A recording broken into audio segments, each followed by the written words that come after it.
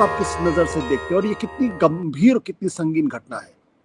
देखिए, आशुतोष, ये घटना इसके 3 मतलब बिल्कुल साफ हैं। पहला मतलब तो ये है कि कश्मीर में जो मेन जो आय का स्रोत है वो है वहाँ का पर्यटन। अगर आप पर्यटक को निशाना बनाएँगे, तो वहाँ पर्यटक वहाँ जाएँगे नहीं और वहाँ की इकोनॉमी पे असर पड़ेगा और जो आम कश्मीरी है वो खाली रहेगा, उसके बाद कोई काम नहीं रहेगा।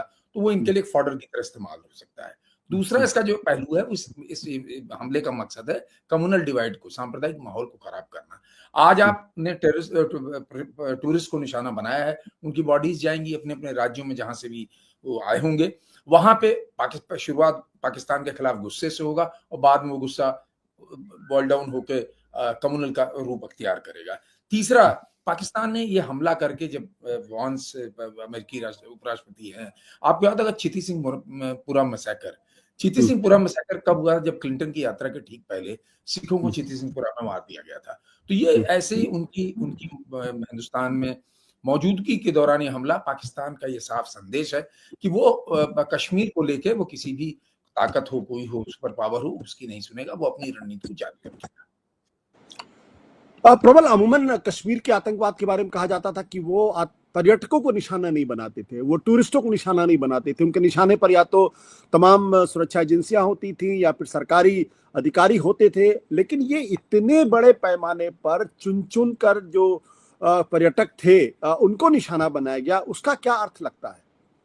देखिए, आशुतोष, ये पहली घटना नहीं है। आपको याद होगा गुलाम नबी आजाद वहाँ के मुख्यमंत्री थे, तो एक आईडी ब्लास्ट हुआ था जिसमें बच्चे की जान चली गई थी, वो रोए थे हाथ में पकड़कर कि मैं सोचा था ये जाएगा कश्मीर से। उसी के बाद उन्हीं के मुख्यमंत्री काल के दौरान एक अमरनाथ यात्रा में एक बस जा रही थी जिसको अटैक किया था। हमारे ख्याल से 12 या 14 उसमें मारे गए थे जो अमरनाथ यात्री थे, दर्शन श्रद्धालु जा रहे थे। तो ये पहला नहीं, मुझे हाँ, नंबर तादाद बड़ी हो सकती है, आज के हमले के मतलब जो मौत हुई है वो उनकी संख्या बड़ी हो सकती है, लेकिन ऐसा नहीं है कि वो नहीं, वो हर उस समय वो कश्मीर में जब उनको लगता है और इस तरह के माहौल बनाने की कोशिश होती है कि हालात सामान्य हो रहे हैं और तो वो इस तरह के हमले को अंजाम देते हैं। मैं छोटा-सा उदाहरण दूँगा।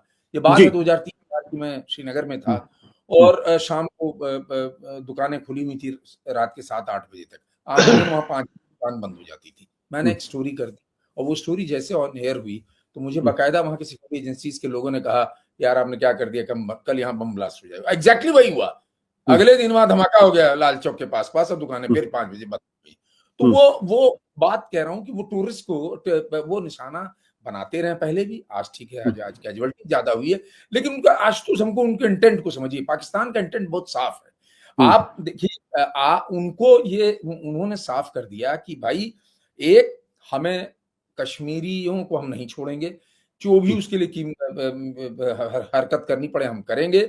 इसीलिए उनके जो आय का स्रोत है, जो उनके लाइवलीहुड है, उसको अटैक किया है। आजकल को टूरिस्ट नहीं आएगा, वो बेचारे खाने बिना मर जाएँगे। एक तो उसको किया और उनके पास कोई चारा नहीं बचेगा, आप आएँगे उनको ले जाएँगे, फिर आपके आतंकवाद में बैठेंगे खाली समय। दूसरा, कम्युनल डिवाइड एक सिंपल है कि आप उनको टारगेट कीजिए और बाद में ये फिर एक सांप्रदायिक शक्ल तैयार कर लेगा। तीसरा, ग्लोबल को मैसेज दे दिया कि नहीं भई, कश्मीर के लिए हम आतंकवाद की जो पॉलिसी है हमारी, हम उससे समझौता नहीं करेंगे, चाहे मेरे ऊपर कोई दबाव। बट पिछले दिनों प्रबल एक चीज ये देखने में आ रहा था कि श्रीनगर के आसपास जो आतंकवादी घटनाएं थी वो काफी कम हो गई थी और जम्मू के इलाके में काफी आतंकवादी घटनाएं हुई थी। और ये पहलगाम में अब टारगेट करना, एक तो जाहिर सी बात है कि जो पर्यटक हो रहे थे, जो सामान्य कश्मीर हो रहा था, जो परसेप्शन बन रहा था ग्लोबली भी और भारत के अंदर, उसको तोड़ने की कोशिश थी। लेकिन क्या ये थिएटर ऑफ टेररिज्म भी बदल रहा है कश्मीर में? देखिए आशुतोष, अगर आप पिछले 7-8 महीने की के वहाँ पे हुई आतंकी हमलों को अगर आप उसको एनालाइज करें तो एक पैटर्न साफ निकल के आता है कि वो फोकस शिफ्ट किया उन्होंने किया है जम्मू साइड में ज्यादा।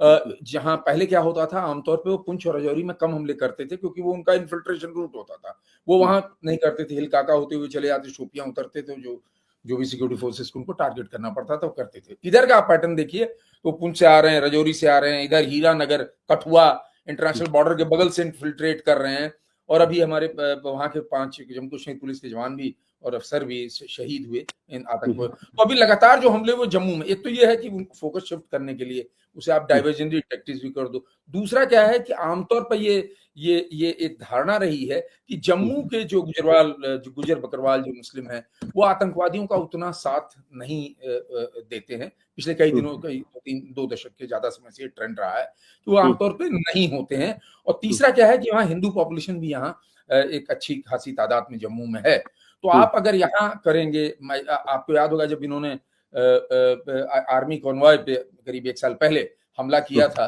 तो क्या हुआ, फौज नीचे उतरी और उन्होंने वहां सिविलियंस को पीटा। गए फाइनली डिफेंस मिनिस्टर को जाके वहां कार्रवाई करनी पड़ी, आर्मी ऑफिसर्स के खिलाफ उनकी ट्रांसफर हुए, कोर्ट ऑफ इंक्वायरी ऑर्डर हुई। तो ये जो थिएटर वॉर की बात नहीं है। मुझे लगता है कि अभी जम्मू साइड में इन्होंने कोई ऐसी मास सिविलियन किलिंग नहीं की, अगर एक आध 2 इंसिडेंट को मैं छोड़ दिया जाए। लेकिन ये है कि इन्फिल्ट्रेशन, वहां एंगेज करना सिक्योरिटी फोर्सेस को, वहां अपना डोमिनेंस दिखाना, और मारे भी जा रहे हैं प्रोएक्टिवली, सिक्योरिटी फोर्सेस उनको कंटेन कर एलिमिनेट कर रहे हैं। तो वो मुझे लगता है एक डाइवर्जनरी टैक्टिक्स भी थी कि आपका सारा फोकस जम्मू और पहलगाम में आपने टूरिस्ट को वो कर दिया।